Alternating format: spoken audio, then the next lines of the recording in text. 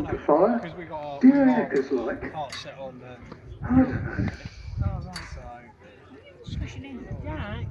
So the 27th Ohio and the 18th Missouri. Oh, by the way, normally when we do these things, we're on the Eastern Theatre, the one that most people know. Things like Gettysburg, Antietam, Bull Run, Manassas, Sharpsburg, all of those ones. This time, this weekend, if you're here for 3 days, we're actually doing 3 battles from the Western Theatre.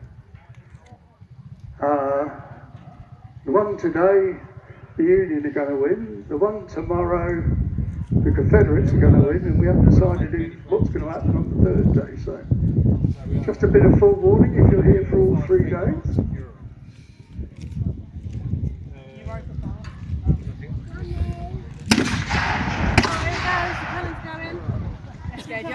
How long? There will be words. There will be words.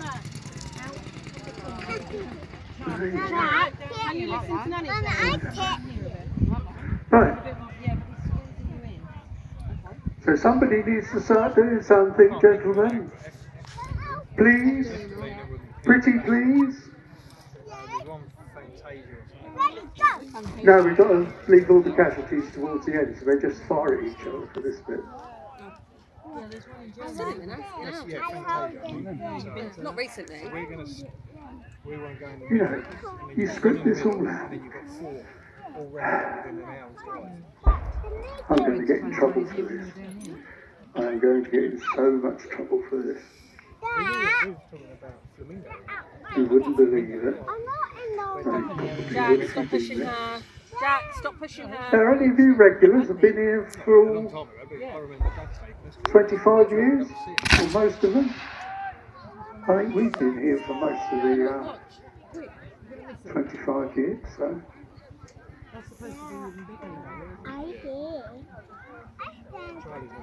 Jack.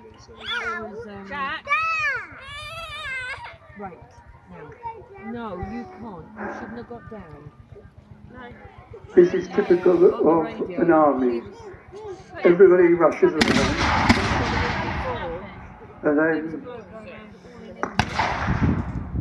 it all goes quiet, and then everybody rushes around, and then it all goes quiet. And you can see with the way the cannon smoke is holding in the atmosphere, if anyone's ever said to you about the fog of war, that is what you're looking at. Bear in mind we've got quite a nice breeze going, and we haven't got that many guns firing. But it seems... Yeah. Yeah, the 39th Ohio down the end is very clever young man who just said they're in skirmish line, or single line, and they will deploy skirmishers, I suspect. And some of them will, most of them will kneel or lay prone.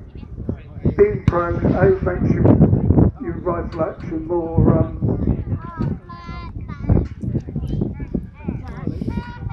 accurate. Just makes it harder to load.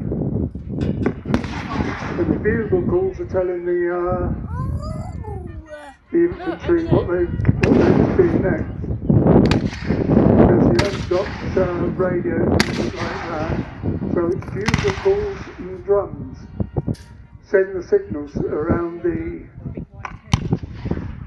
armies. The only trouble is sometimes because of atmospheric conditions, you can't hear your orders coming in, but you can hear one from someone half a mile away,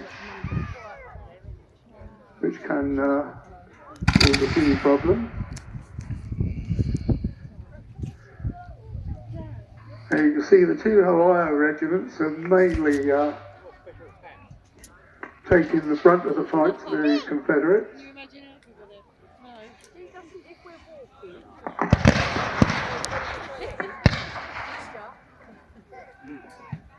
And the Confederates aren't really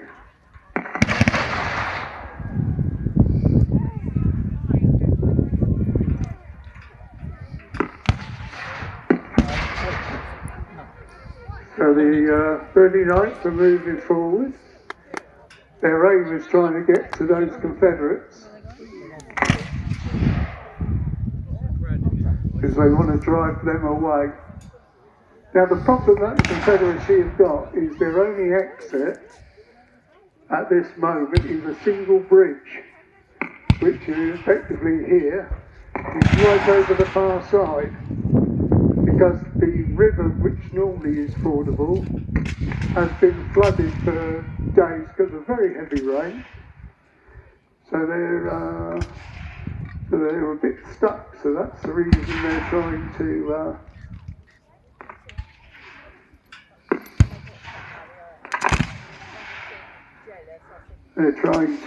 hold off the Union infantry.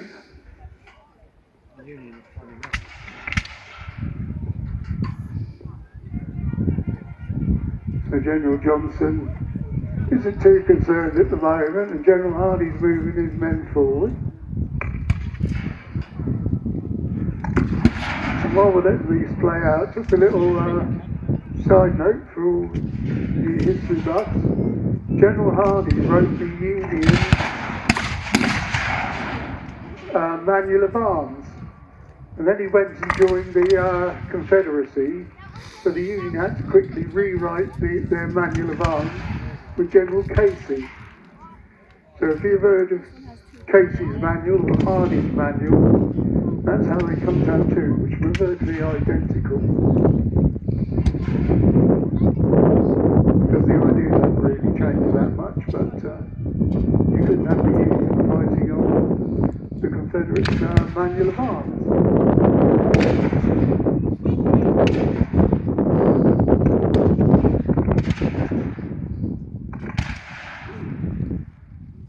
So the over down there, the 39th,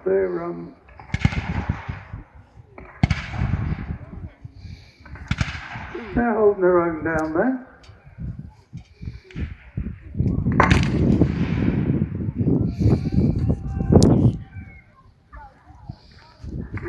You can see the major there is shouted across to the 39th to move forward.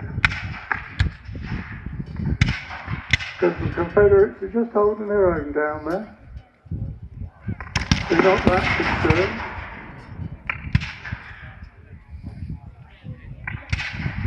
Now the Union artillery have got to hold off a bit, because they need to make sure they're not going to shoot their own people as it is rain,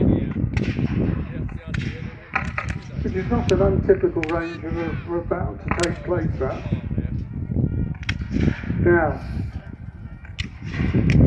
the troops that were held in reserve in the 18th Missouri, and they have obviously up to something. And being the kind people they are, they're doing it right in front of you, so you're going to see how this bit plays out. And you can see they've gone in with fixed bayonets. Those bayonets are three-sided, 18 inches long, and sharp on all three sides. And the wounds they inflict,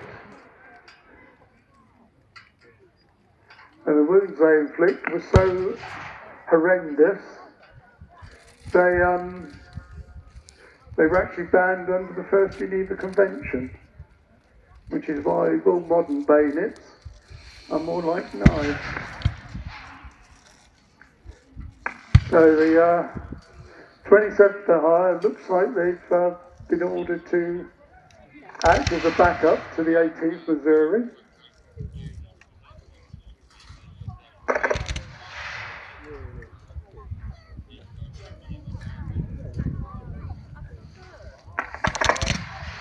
Now both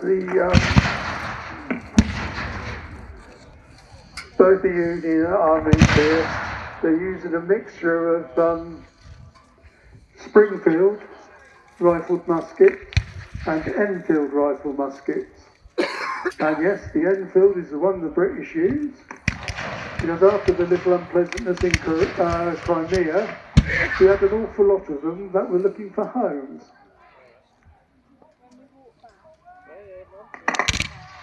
So we sold 1863 Enfield tree-bound rifled muskets to everyone and anyone in the American Civil War. So everyone, the first most used weapon was one at Springfield, and the second one was the Enfield. Now,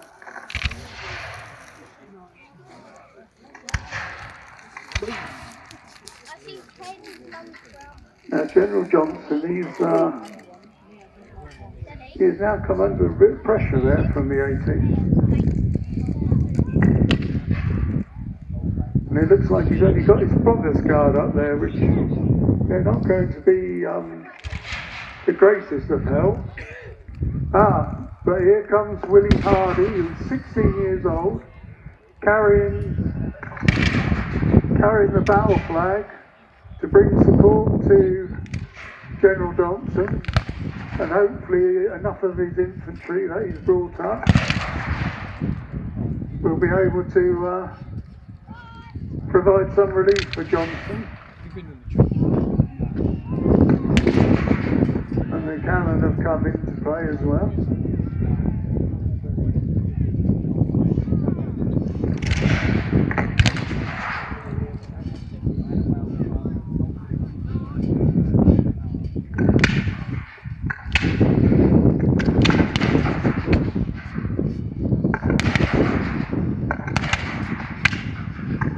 So the 27th Ohio moving up.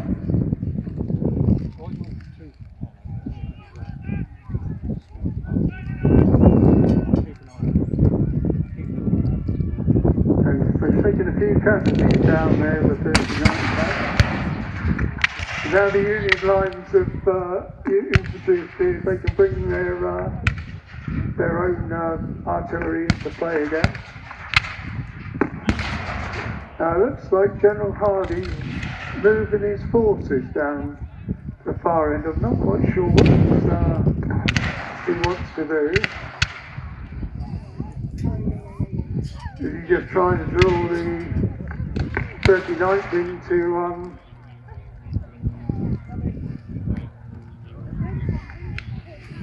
into a trap?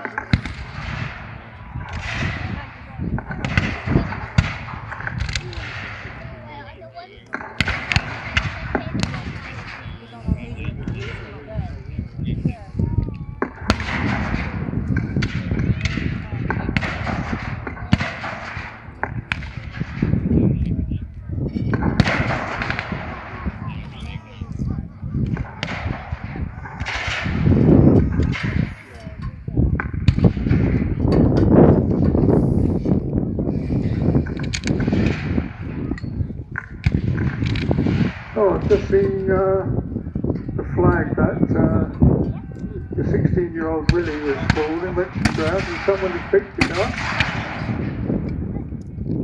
Because you never let your flag lay on the ground. Now it looks like a strategic withdrawal has been ordered.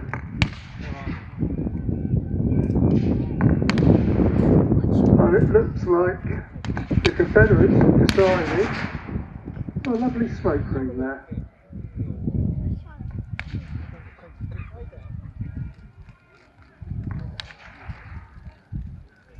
It looks like the Confederates are doing what's known as a fighting retreat,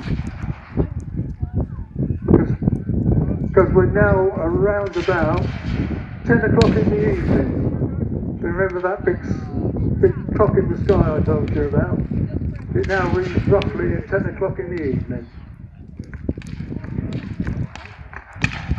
Yeah, the Confederates have definitely made a withdrawal.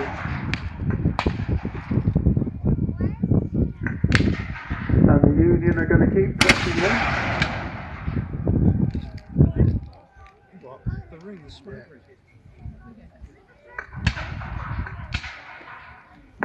So anything that Johnson has left in his camp there?